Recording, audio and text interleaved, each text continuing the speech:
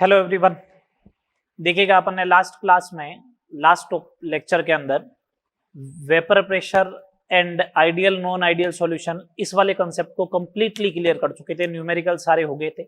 मैंने आपसे बोला था कोलिगेटिव प्रॉपर्टी पढ़ के आए, अणुसंख्यक गुणधर्म पढ़ के आए। अपन आज उसको डिस्कस करने वाले। देखते हैं क्या होता है अणुसंख्यक गुणधर्म, कैसे डील करना है इसको। अणुसंख्यक गुणधर्म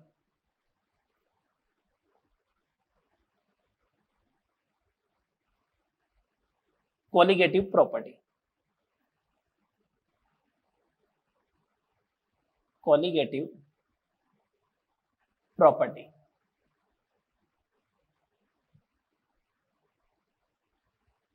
क्या होते हैं अणुसंख्यक गुणधर्म।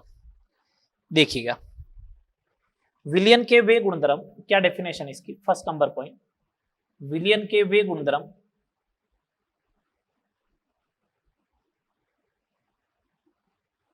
वे गुणधर्म जो विलय के विलियन के वे गुणधर्म जो विलय के मूलों की संख्या पर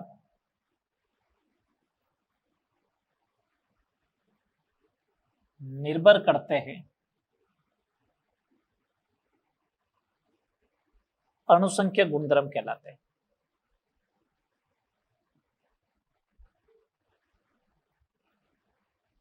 विलियन के वे गुणधर्म जो विलय के मूलों की संख्या पर निर्भर करे। अंडरलाइन कर ले, विलय के मूलों की संख्या को पर। एक दिए गए विलय के सापेक्ष, अगर एक दिए गए विलय के सापेक्ष विलय के मूलों की संख्या पर अगर कोई प्रॉपर्टी डिपेंड करती है तो उसी को अपन क्या बोलते हैं, अणुसंख्यक गुणधर्म बोलते हैं। इसका मतलब अगर विलय के मूल बढ़ेंगे, विलय के मूल अगर बढ़ गए तो इसका मतलब तो अणुसंख्यक गुणधर्म भी बढ़ेंगे। इसका मतलब क्या बढ़ेंगे, अणुसंख्यक गुणधर्म भी बढ़ेंगे। अगर विलय के मूल बढ़ेंगे तो अणुसंख्यक गुणधर्म भी बढ़ेंगे। बात क्लियर है। विलय के मूल बढ़ेंगे तो अणुसंख्यक गुणधर्म भी क्या होंगे, बढ़ने चाहिए। चलो आगे सेकंड नंबर पॉइंट देखते हैं। कौन कौन से अणुसंख्यक गुणधर्म होते हैं। एग्जाम में सीधा यही पूछ लेता कौन से अणुसंख्यक गुणधर्म है या नहीं है। अणुसंख्यक गुणधर्म कौन कौन से हैं। पहला, वाष्प दाब में आपेक्षिक अवनमन, आपेक्षिक अवनमन RLVP, relative lowering in vapour pressure. Second, क्वथनांक में उन्नयन, क्वथनांक में उन्नयन। थर्ड, हिमांक में अवनमन।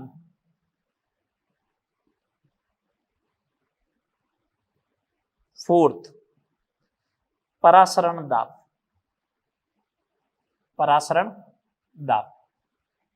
ये चार अणुसंख्यक गुणधर्म है।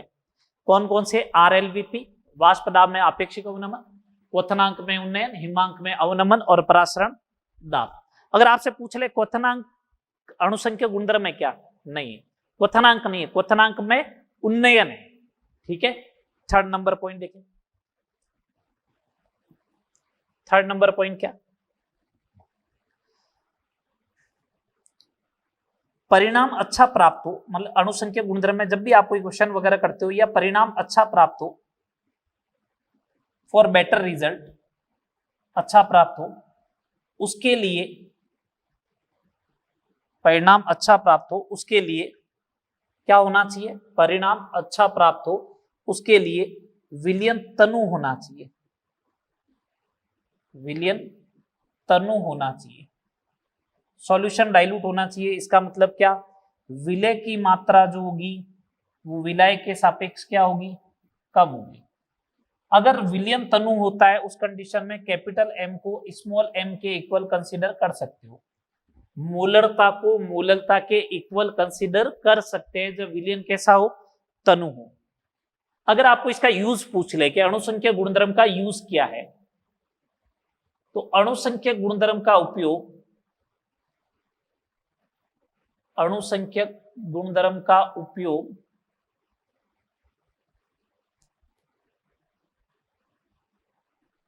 अणुसंख्यक गुणधर्म का उपयोग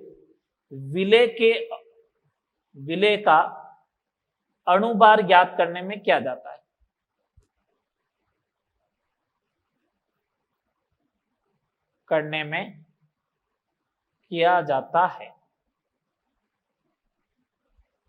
अणुसंख्यक गुणधर्म का उपयोग किसके लिए किया जाता है?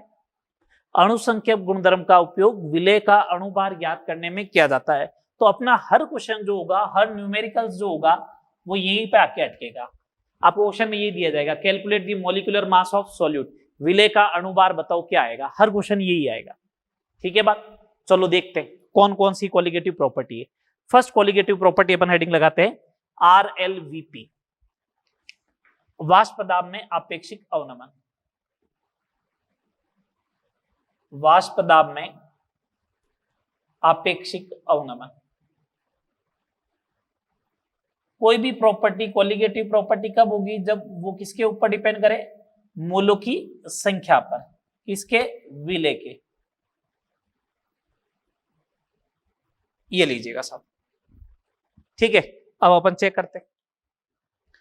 आपको मालूम है कि जब किसी वाष्पशील विलायक में अवाष्पशील विलेय पदार्थ मिलाया जाए, जब किसी वाष्पशील विलायक में अवाष्पशील विलेय पदार्थ मिलाया जाए, तो उस कंडीशन में विलयन का वाष्प दाब कम होता है। क्या होगा? विलयन का वाष्प दाब कम होता है। ठीक है, और वाष्प दाब में आपेक्षिक अवनमन जो होता है P naught A minus PS upon P naught A जो होता है वो XB के बराबर होता है according to Raoult's law, Raoult के नियम के अनुसार। मैंने कहा P naught A minus PS upon PA naught या P naught A is equal to NB upon NA plus NB। अति तनु विलयन के लिए, विलयन कैसा है? अति तनु है। तो अति तनु विलयन के लिए अपन को मालूम है कि Na is very very very very greater than NB होगा।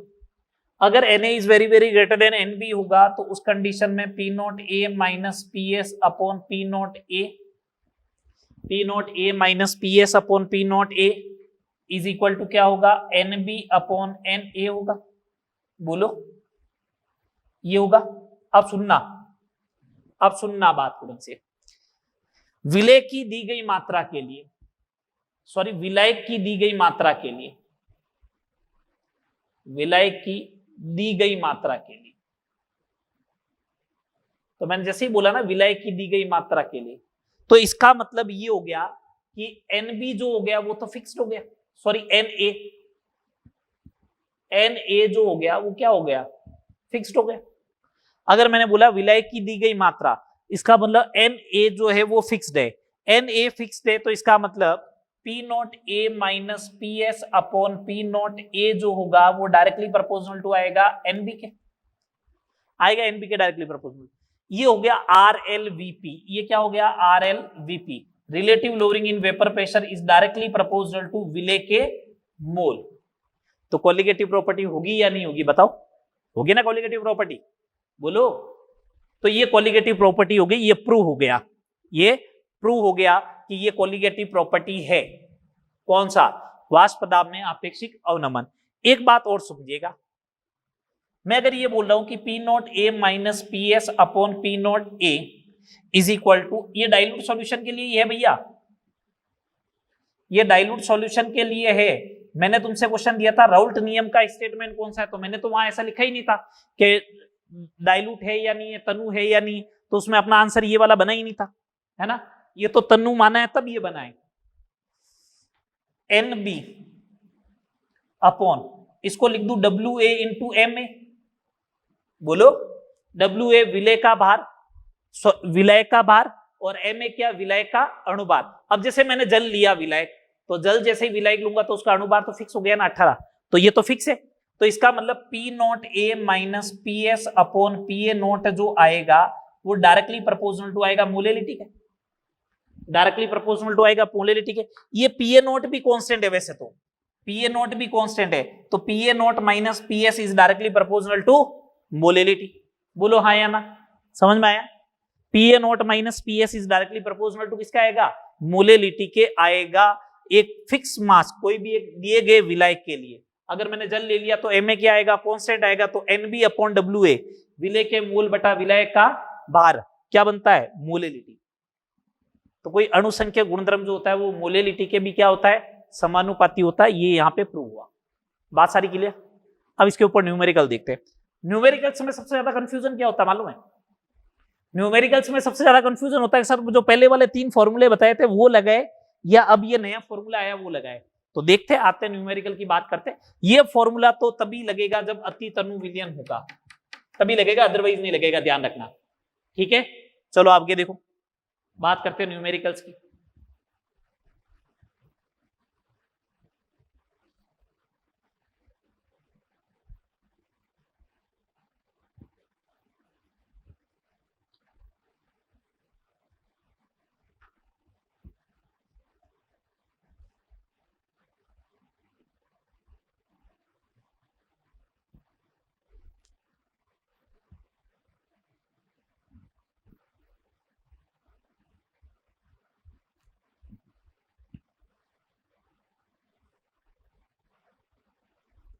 चलो चलो देखो, इधर देखो,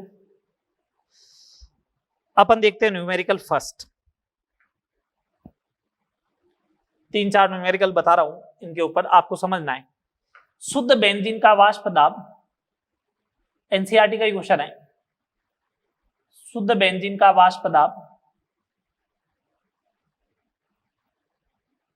0.85 बार है।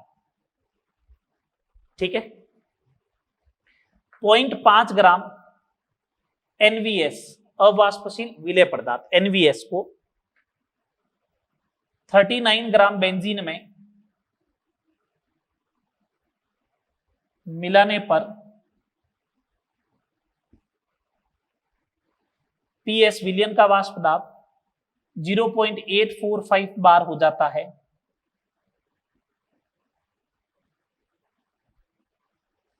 तो विलय का अणुभार ज्ञात करो।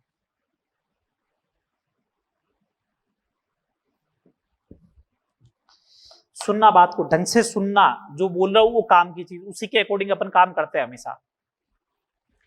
कब मानना है विलयन तनु है या नहीं, कब मानना है? जब, सुन लो ढंग से, जब विलय के मोल विलय के कंपैरेटिव में या विलय के मोल 5% हो और 20 गुना कौन हो, विलय को। जब विलय के मोल विलय के कंपैरेटिव में 20 गुना हो तो सीधी सी बात बोलूं, विलय 5% होना चाहिए। विलय का अगर 95% है तो इसका मतलब विलयन तनु है, अदरवाइज नहीं। बात क्लियर? बोलो, समझ में आ रहा है?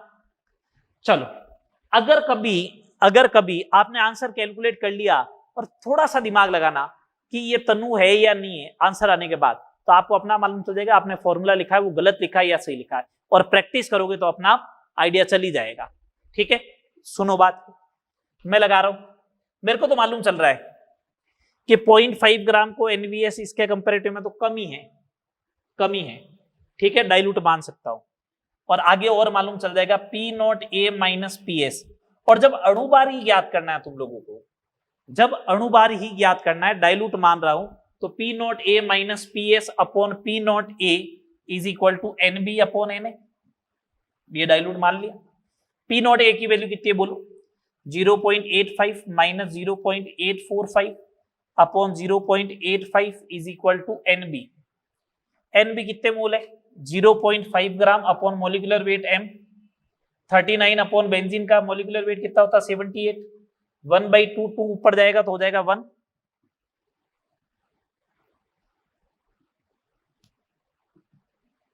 हो गया 1 डिवाइड बाई M, तो M बराबर 850 डिवाइड बाई 5, 170। अब एक बात सोचो, हल्का सा बात सोचो, बेंजीन का मोल तो आया 0.5, बेंजीन का मोल कितना आया 0.5, और इसका मोल कितना आया नॉन वोलेटाइल सॉल्यूट का, बेंजीन का मोल आया 0.5, इसका मोल आया 0.5 divide by 170।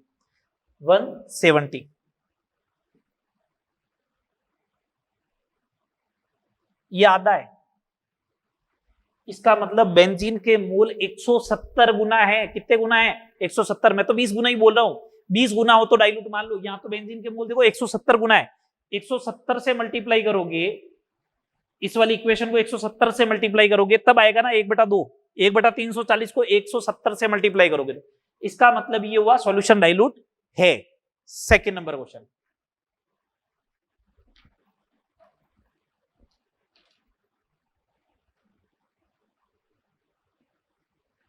Hundred degree Celsius पर, ये देखो क्वेश्चन आ गया 100 डिग्री सेल्सियस पर ग्लूकोज के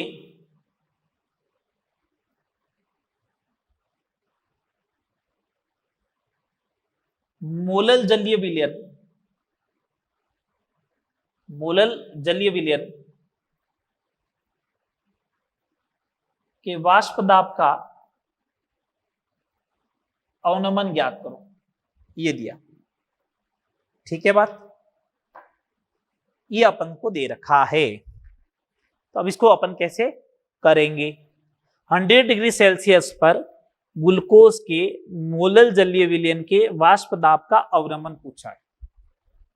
100 डिग्री सेल्सियस पर ग्लूकोज के मोलल जलीय विलयन के वाष्प दाब का क्या पूछा है, अवनमन पूछा है। अब अपन को इसको करना है, कैसे करेंगे समझे। 100 डिग्री सेल्सियस दिया, ग्लूकोज का मोलल जलीय विलयन दिया है, इसके वाष्प दाब का अवनमन ज्ञात करना है। इसका मतलब P0 A minus PS calculate करना है। यहां पे देख ले मोलेलिटी 1 है और जलीय विलयन है, तो 100 डिग्री सेल्सियस पर P0 A कितना होगा 760, ये तो बात मालूम चल रही है ना, mm of Hg होगा। तो मैंने लगाया P0 A minus PS upon P0 A is equal to XB, यही बात हुई। चलो मेरे को कैलकुलेट करना है P0 अवनमन, तो अवनमन तो ये होता है अपॉन 760 वैल्यू रख दी। XB की वैल्यू होती है NB upon Na plus NB। इसका मतलब समझते हो, मोलल का मतलब पहले भी लिखवा रखा है मैंने। 1 मोल विलय है, ये लो 1 किलोग्राम जल में, बेटा 1 किलोग्राम जल का मतलब 1000 gram, 1000 divide by 18 55.5 plus E। ठीक है, तो P0 A minus PS is equal to 1 upon 56.5 into 760, इसे सोल्व कर लेना 13.42 mm ऑफ Hg आएगा। ये स्टैंडर्ड रिजल्ट है, याद रखें इसको।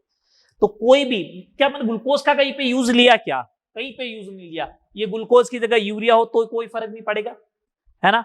इसकी जगह कोई भी अगर सुक्रोज दे रखा हो, कोई भी अवाष्पशील विलय पदार्थ दे और मोलल जलीय विलयन दे, तो उसके वाष्प दाब में अवनमन कितना होगा 13.42 mm ऑफ Hg होगा। ये स्टैंडर्ड रिजल्ट है, इसको याद रखें।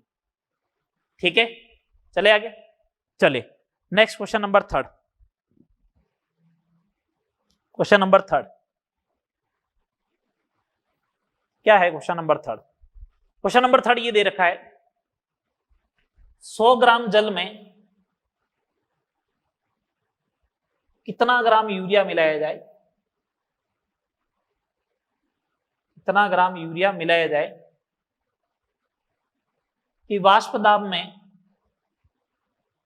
30% कमी हो जाए,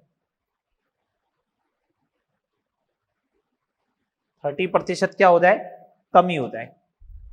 ये अपन से क्वेश्चन पूछा है। तो मेरे दिमाग में आया फॉर्मूला लगाऊं तो लगाऊं क्या।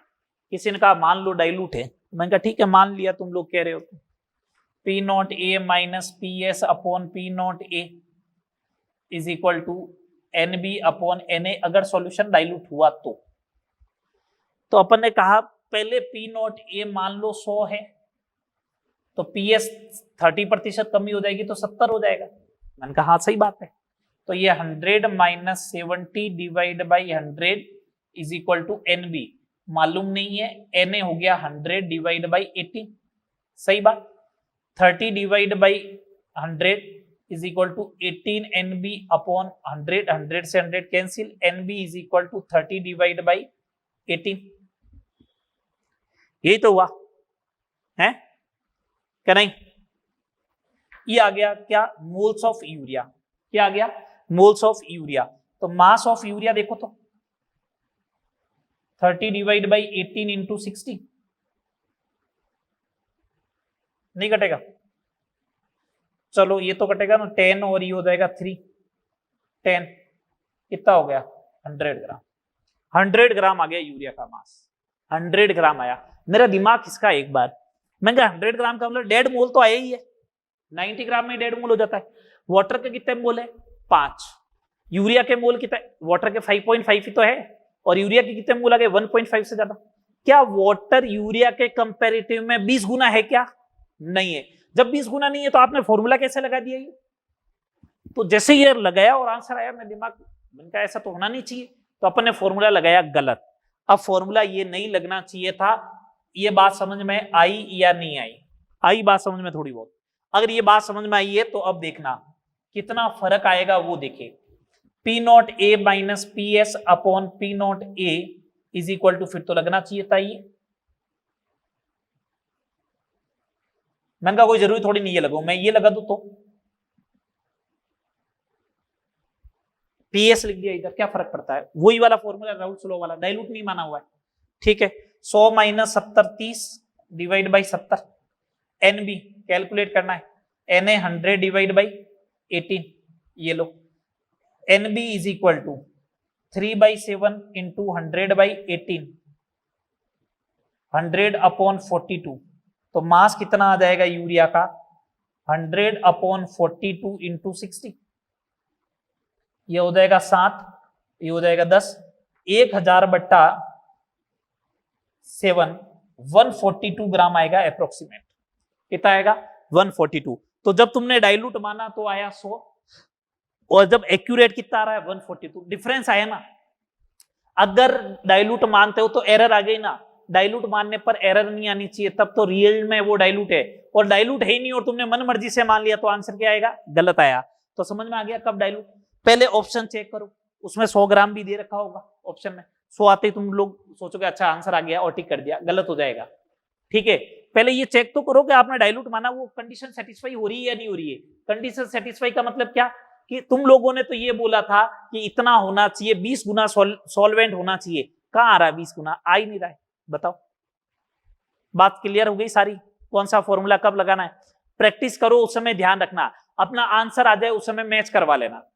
जब डेटा दे रखा हो स्टार्टिंग में तब तो कोई दिक्कत नहीं, यहां तो कैलकुलेट करना था, तो मेरे को पहले सोचना था क्या फॉर्मूला लगाना है। ठीक है बात, चलो अब आगे बात करते हैं। सर यहां पे अगर डाइल्यूट मानते तो, मैंने कहा कोई फर्क नहीं पड़ता, अगर यहां पे डाइल्यूट मानते तो 55.5 से डिवाइड करते तो यहां पर 13 पॉइंट हो सकता है, 42 की जगह थोड़ा ज्यादा आ जाए, 52 आ जाए, 62 आ जाए, इससे ज्यादा फर्क नहीं पड़ता, इतना डिफरेंस नहीं आएगा 100 और 140 142 इतना। ठीक है बात, यहां पर डाइल्यूट है, नो डाउट डाइल्यूट है, 55 गुना है वाटर के मोल। अब बताओ, मैं तो 20 गुना कहता हूं, 55 गुना आ गया ना, तो डाइल्यूट मानना चाहिए था या तो। चलो आगे बात करें, पहली क्वालिटेटिव प्रॉपर्टी होगी, अब अगली क्वालिटेटिव प्रॉपर्टी की बात करते हैं।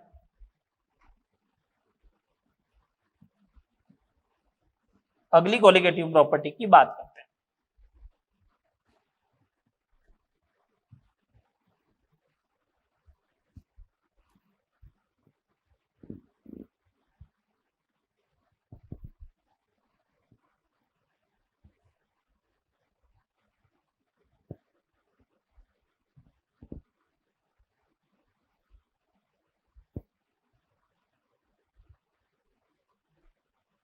चलिए सेकंड नंबर क्वालिटेटिव प्रॉपर्टी, क्वथनांक में उन्नयन, एलिवेशन इन बॉइलिंग पॉइंट।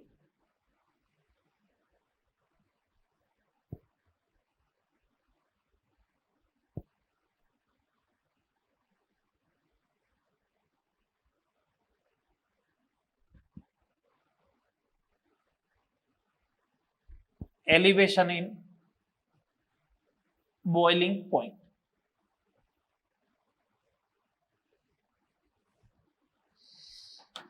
चलो पॉइंट बना बना के बात करते हैं क्वथनांक में उन्नयन की। फर्स्ट नंबर पॉइंट, क्वथनांक होता क्या है,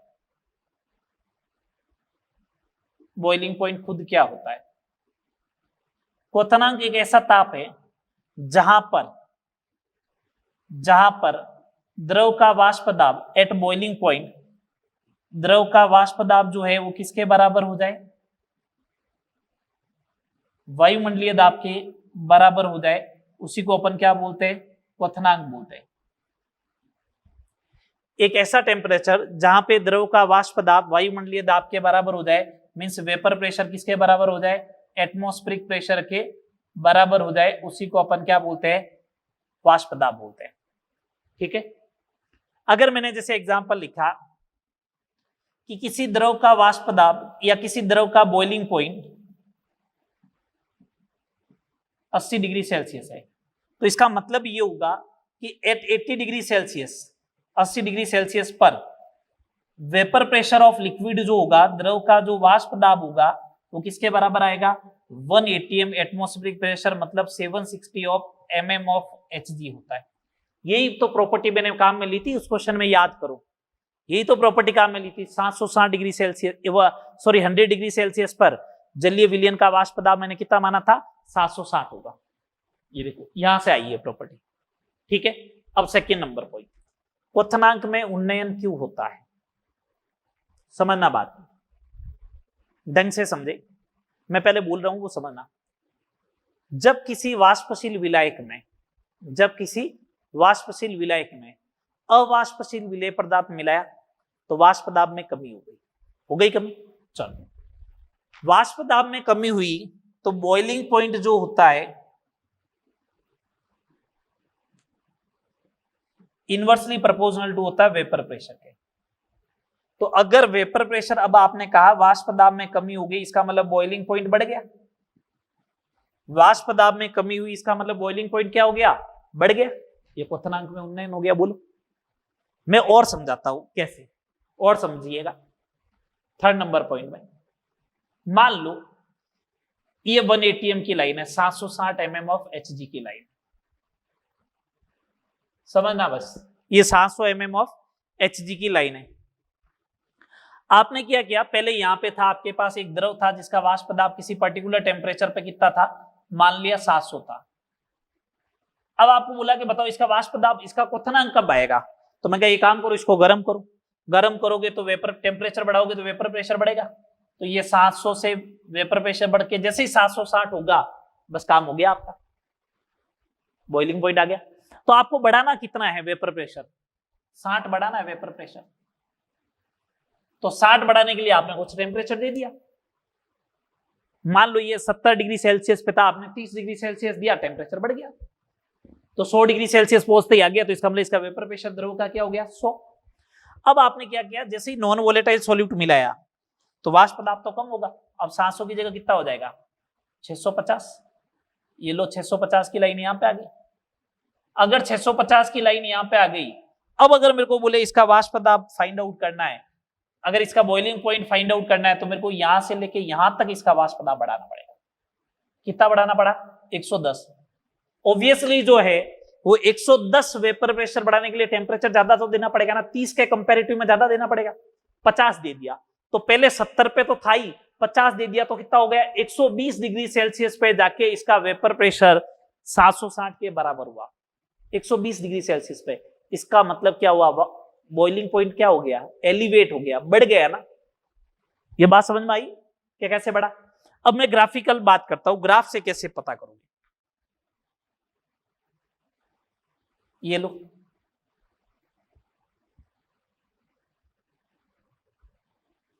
इधर वेपर प्रेशर है और ये 1 atm की लाइन है,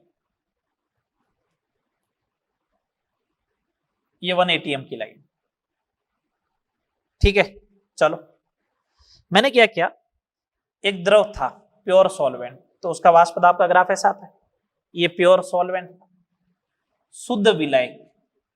तो मैंने कहा इसका बॉइलिंग पॉइंट बताओ, तो तुम लोग बोलोगे सर बॉइलिंग पॉइंट तो तब आता है जब वाष्प दाब किसके बराबर हो जाए, 1 atm के बराबर है। मैंने कहा देखो इसका वाष्प दाब ये रहा, 1 atm के बराबर हो गया, तो इसके करस्पॉन्डिंग पॉइंट बोलो, ये हो गया, इसके करस्पॉन्डिंग ये पॉइंट आया, तो इसका मतलब ये बॉइलिंग पॉइंट हो गया, किसका हो गया, सॉल्वेंट का। ये बॉइलिंग पॉइंट किसका हो गया, सॉल्वेंट का हो गया। बोलो, ये आ गया बॉइलिंग पॉइंट सॉल्वेंट का। आगे बात करो, अब मैंने इसमें क्या मिलाया, अवाष्पशील विलेय पदार्थ मिलाया, तो क्या बन गया, विलयन। और विलयन बना तो विलयन का वाष्प दाब क्या हो गया, कम। वाष्प दाब कम हुआ तो ग्राफ ऐसे आएगा। ये आ गया वाष्प दाब का ग्राफ। अगर ग्राफ ऐसा आया तो अब ये बन गया सॉल्यूशन विलियन, बन गया सॉल्यूशन या विलियन। अब ग्राफ अगर ऐसा आया तो मेरे को बोला बताओ सॉल्यूशन का क्वथनांक क्या होगा। मैं कहा सॉल्यूशन का क्वथनांक तब आएगा जब इसका वाष्प दाब 1 एटीएम, मैंने कहा 1 एटीएम की लाइन तो ये, तो इसके करस्पॉन्डिंग बोलो वाष्प दाब, तो मैंने कहा इसके करस्पॉन्डिंग टेम्परेचर तो ये है, इसका मतलब बॉइलिंग पॉइंट ऑफ सॉल्यूशन तो ये होगा। ये लीजिएगा साहब, बॉइलिंग पॉइंट ऑफ सॉल्यूशन ये हो गया। तो पहले था बॉइलिंग पॉइंट सॉल्वेंट का ये, अब हो गया ये, तो कितना बढ़ गया बताओ, कितना बढ़ गया, इतना बढ़ गया। ये क्वथनांक में उन्नयन हो गया डेल्टा टी, ये क्वथनांक, ये मतलब टेम्परेचर में चेंज हुआ और बॉइलिंग पॉइंट से रिलेटेड है इसलिए बोल दिया डेल्टा टीबी, ये क्वथनांक में उन्नयन हुआ क्वथनांक में उन्नयन, तो क्वथनांक में उन्नयन हो गया डेल्टा टीबी। सुनना बात को, डेल्टा टीबी है क्या, delta TB is elevation in boiling point, क्वथनांक में उन्नयन। एक बात ढंग से समझना, अगर मैं ऐसा बोलूं कि अगर वेपर प्रेशर और कम हुआ होता तो ये ग्राफ ऐसे और आता, तो ये ग्राफ ऐसे आता, तो ये डेल्टा टीबी और बढ़ता। सही बात है, सुनना बात को, मैं मान लो इसका वेपर प्रेशर और कम हो जाए तो ये ऐसा था, तो क्वथनांक में उन्नयन मतलब ये होता, तो डेल्टा टीबी ये हो जाता। हटा दूं वापस, लो हटा दिया, ये होता डेल्टा टीबी। इसका मतलब जितना डेल्टा पी का गैप ज्यादा होगा उतना ही डेल्टा टीबी ज्यादा होगा। ये लो, delta P is directly proportional to delta TB. जितना वेपर प्रेशर में अंतर अधिक होगा उतना ही, ये देखो अगर 650 से और कम होता तो और बढ़ जाता, यही तो बात हुई। तो delta P is directly proportional to delta TB. मैंने लास्ट कोलिगेटिव प्रॉपर्टी में पढ़ाया था, डेल्टा पी जो होता है वो directly proportional to molality M होता है, इसलिए डेल्टा टीबी भी किसके डायरेक्टली प्रोपोर्शनल टू आएगा, एम के, और डायरेक्टली प्रोपोर्शनल टू का साइन हटाओगे तो आएगा के बी, ये हो गया के बी इंटू एम। अगर आप चाहते हो इस फॉर्मूले को ओपन करना तो इस फॉर्मूले को ओपन भी कर लो, इस फॉर्मूले को ओपन भी कर लो, delta TB is equal to K B into molality होता है विलेय के मोल, विलेय के मोल की जगह मैंने लिख दिया विलेय का भार या विलेय का द्रव्यमान अपॉन विलेय का अणुभार इंटू विलेय का भार। अगर विलेय का भार ग्राम में हुआ तो ऊपर किसका मल्टीप्लाई करूंगा, 1000 का, तो मैं फॉर्मूला लिख रहा हूं delta TB is equal to 1000 of the KB into विलेय का द्रव्यमान W B upon M B into W A in gram. आ गया ये केबी जो है, यहां पे केबी क्या है, मोलल उन्नयन स्थिरांक है। केबी क्या है, मोलल उन्नयन स्थिरांक है, मोलल एलिवेशन कांस्टेंट कहते हैं इसको, क्या बोलते हैं, मोलल एलिवेशन कांस्टेंट। ठीक है, अब डिफाइन करवाता हूं केबी क्या होता है। केबी क्या होता है,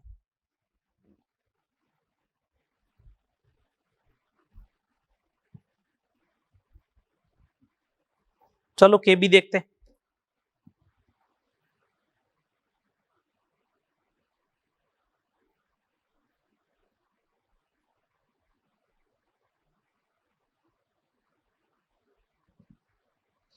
केबी के बारे में बात करते हैं, केबी क्या होता है। केबी मोलल उन्नयन स्थिरांक है, केबी मोलल उन्नयन स्थिरांक है। क्या डेफिनेशन होगी इसकी,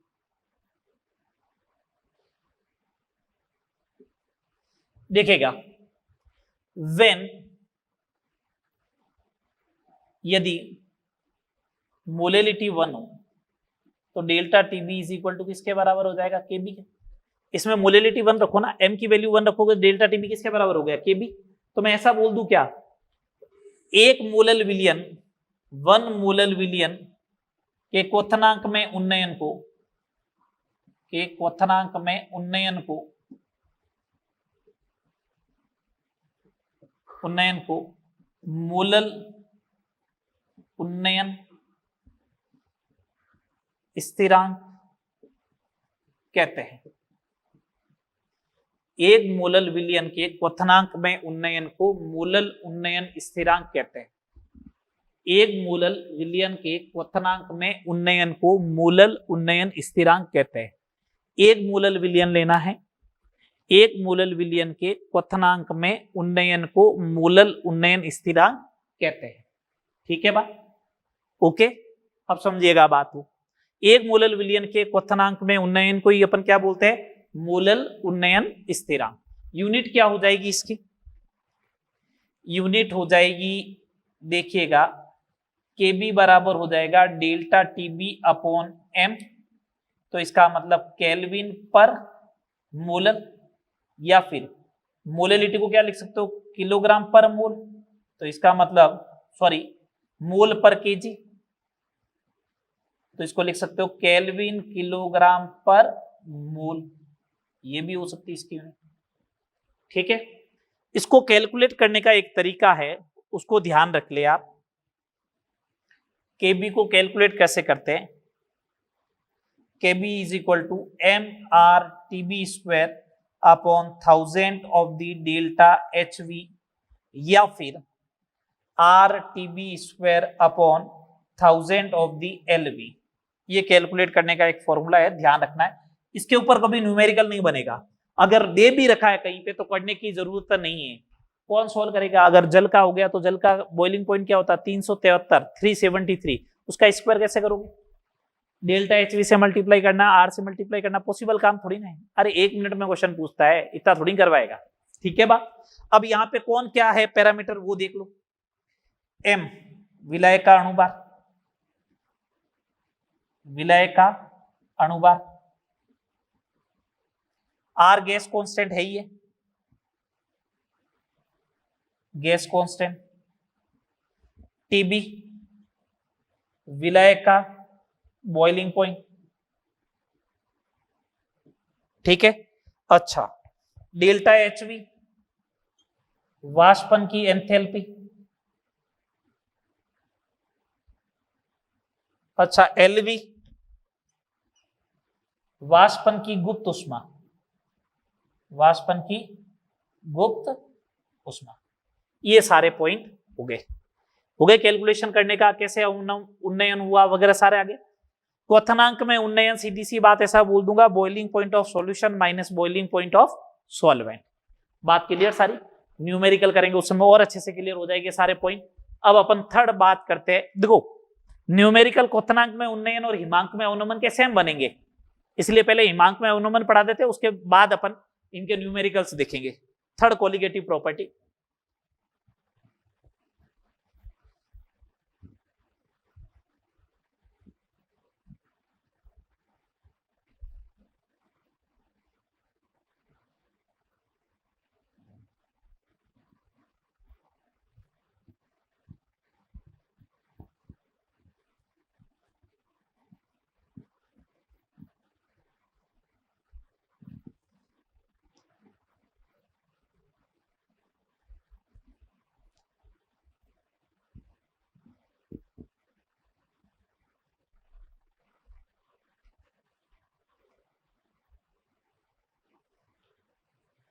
next colligative property third number, हिमांक में अवनमन।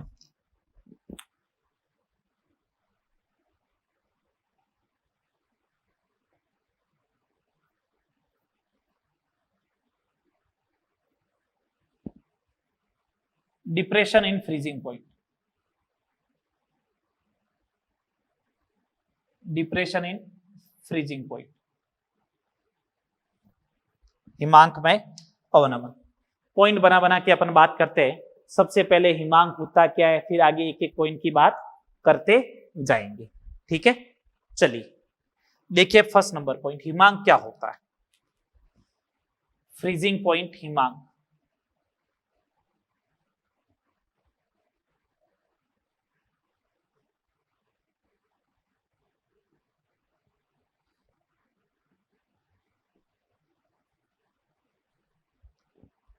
फ्रीजिंग पॉइंट हिमांक।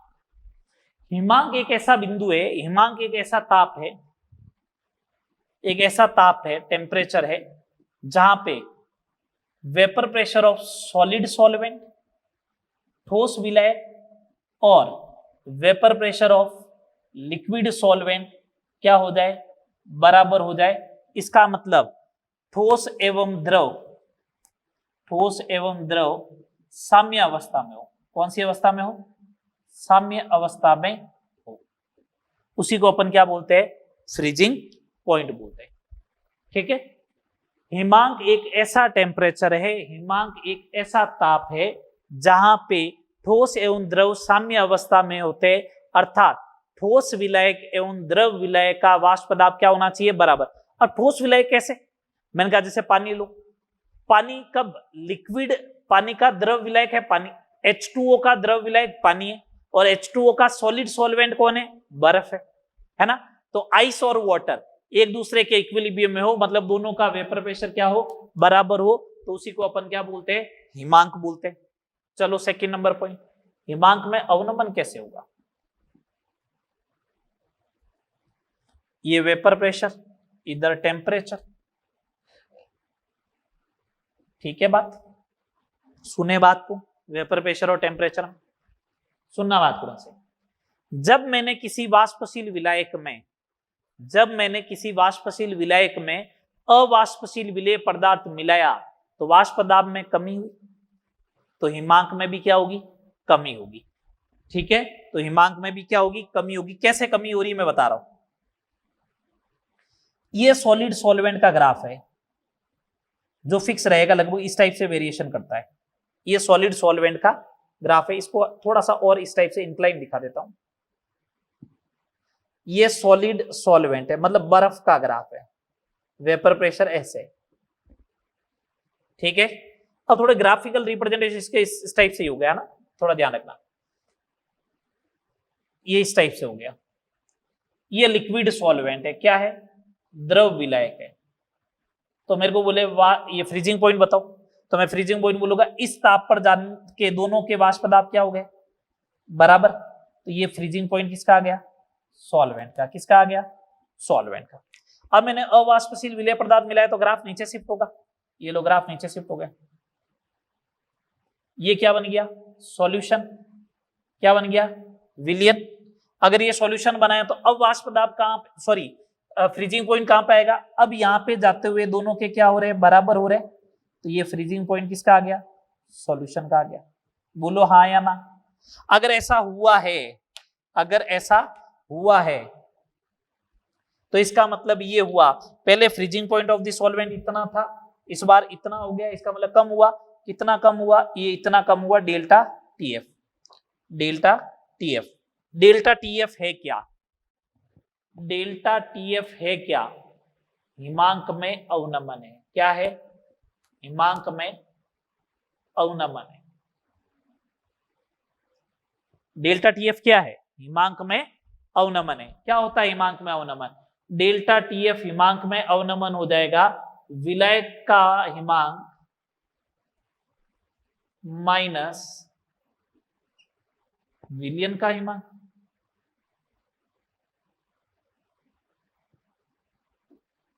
विलायक का हिमांक माइनस विलियन का हिमांक, इसी को अपन क्या बोलेंगे, डेल्टा टीएफ बोलेंगे। अब सुने बात, डेल्टा टीएफ जो होगा वही डायरेक्टली प्रोपोर्शनल टू मोलेलिटी के, तो डेल्टा टीएफ जो होगा वो किसके बराबर आएगा, केएफ इंटू एम के।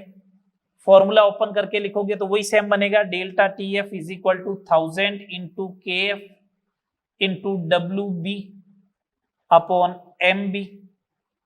मैंने पिछले में क्या माना है, देखो ये मैं सॉल्वेंट मान लेता हूं, सॉल्यूट मान लिया मैंने, मेरे को मालूम नहीं है कि मैंने पिछले में क्या माना था। ये molecular weight of solute into ये डब्ल्यू किसका, सॉल्वेंट का, ये किस में होना चाहिए, ग्राम में, ये बन जाएगा। ठीक है, बात सारी क्लियर। सुनो अब आगे, केएफ क्या होता है, मुद्दे की बात, केएफ क्या है। केएफ को बोलते हैं मोलल अवनमन स्थिरांक। क्या बोलेंगे, मोलल अवनमन स्थिरांक बोलेंगे। किसको, केएफ को मोलल अवनमन स्थिरांक बोलेंगे। तो देखो क्या डेफिनेशन होगी, when molality is equal to 1, molality 1 रख दो तो डेल्टा टीएफ किसके बराबर हो जाएगा, एफ के। इसका मतलब ऐसा बोल दूं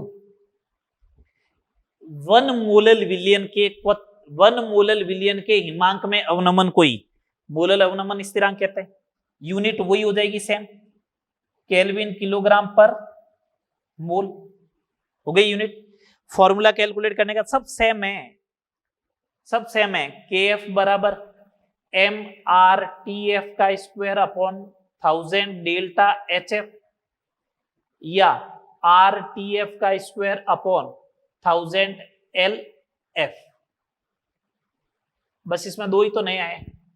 टी एफ तो हो गया विलय का हिमांक, जैसे जल है तो उसका 0 डिग्री सेल्सियस होता है या 273 केल्विन होता है। डेल्टा एच एफ क्या है, गलन की enthalpy of fusion. L F क्या है, ठीक है, गलन की गुप्त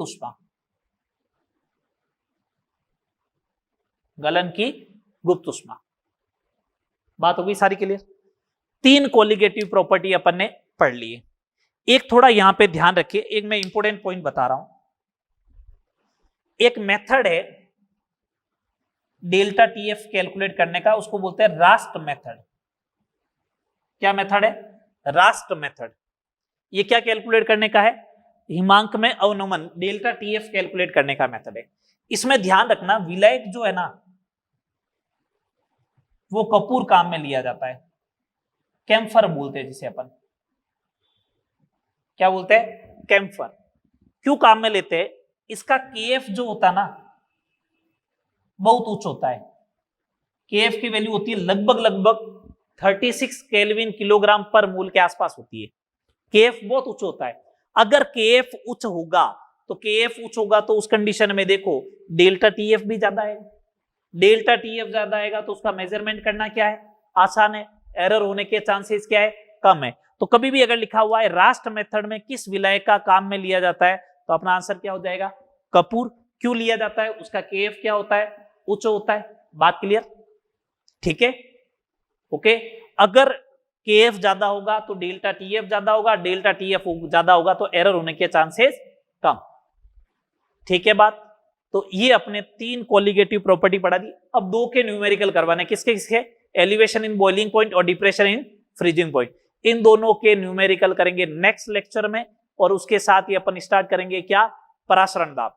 तो नेक्स्ट लेक्चर में इन दोनों के न्यूमेरिकल करवा के परासरण दाब करवा दूंगा, और फिर परासरण दाब के न्यूमेरिकल नेक्स्ट क्लास में करेंगे, ठीक है बात। अब आपको पढ़ के क्या आना है, परासरण दाब पढ़ के आना है। बायो वालों को तो मालूम है परासरण दाब होता क्या है, तो आप अच्छे से पढ़ के आए, फिर अपन उसको जल्दी से उसका थ्योरेटिकल पार्ट कंप्लीट करके और फिर न्यूमेरिकल्स देखेंगे। बात क्लियर सारी, चले आगे, यहां तक करना है। मिलते हैं नेक्स्ट लेक्चर में, ओके।